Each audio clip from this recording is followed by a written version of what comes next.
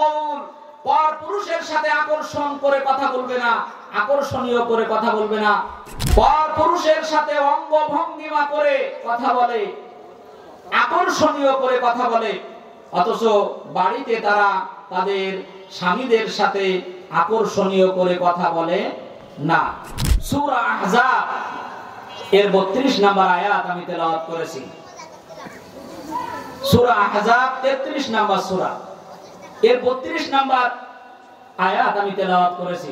শাব্দিক অর্থ হচ্ছে ইয়া নিসা আন-নবী, হে নবীর স্ত্রীগণ, হে নবীর পত্নীগণ, স্ত্রীগণ, লাস্তুন্না কা আহাদিম মিনান নিসা, দুনিয়ার কোন মহিলাদের মতো তোমরা নয়, দুনিয়ার কোন মহিলাদের মতো তোমরা না।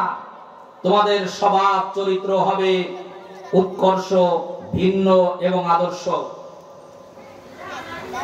যদি তোমরা ইনিত্তাকাইতুন্না, তাকওয়া অবলম্বন করতে চাও, খোদা ভীরুতা অর্জন করতে চাও, ফালা তাখদানা বিল কওল, তাহলে পর পুরুষের সাথে আকর্ষণীয় করে কথা বলবে না।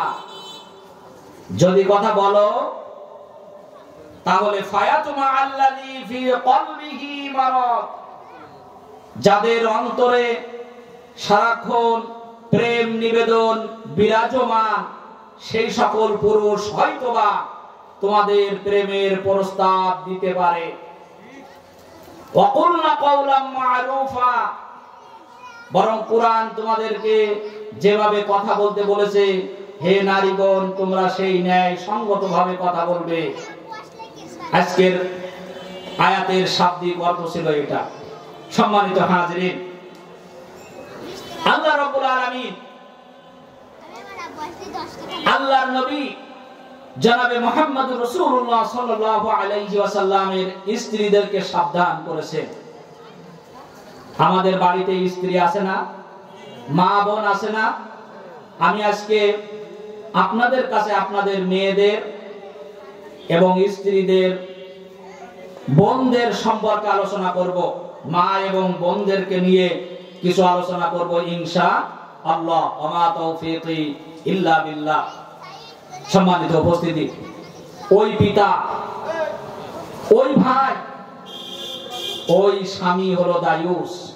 যে ভাই, যে স্বামী, যে পিতা তার অধীনস্থ মেয়েদেরকে, মহিলাদেরকে পর্দার ব্যাপারে কথা বলে না, ওই পিতা হলো দায়ুস।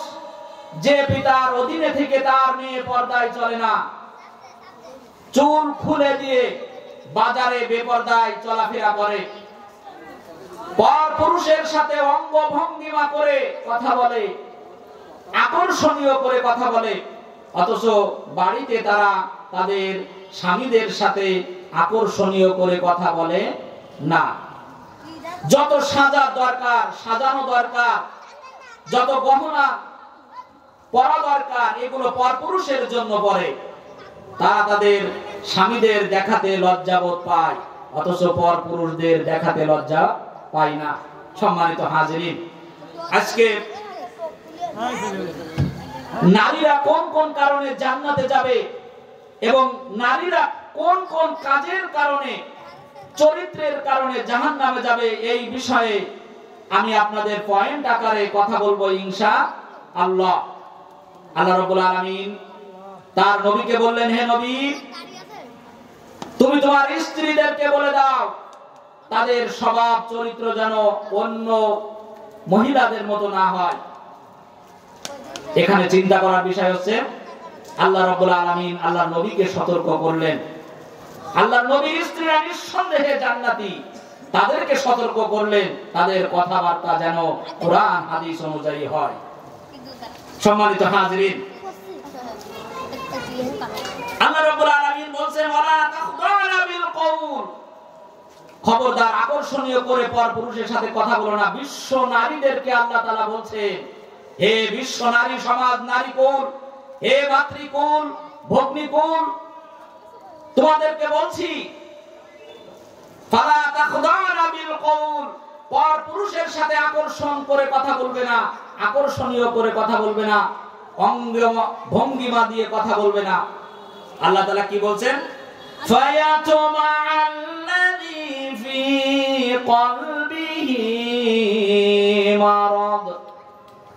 তোমরা যদি আকর্ষণ দিয়ে কথা বলো, সুন্দর করে কথা বলো, সেজে গুজে কথা বলো, মানুষদের পাগল করানোর জন্য কথা বলো, তাহলে সেই পর পুরুষেরা হয়তোবা তোমাদের প্রেম নিবেদনের প্রস্তাব দিতে পারে। নাউজুবিল্লাহ। কথা বলার সময় আল্লাহ তাআলা বলছেন ওয়াকুলু কওলান সাদীদা, তোমরা সত্য কথা বলবে, আল্লাহ তাআলার আদেশ। তাহলে আপনারা বাড়িতে যেয়ে আপনাদের মেয়েদেরকে, স্ত্রীদেরকে, বোনদেরকে বলবে তোমরা পর পুরুষের সাথে বেপরদায় চলাফেরা করবে না এবং কথা বলবে না।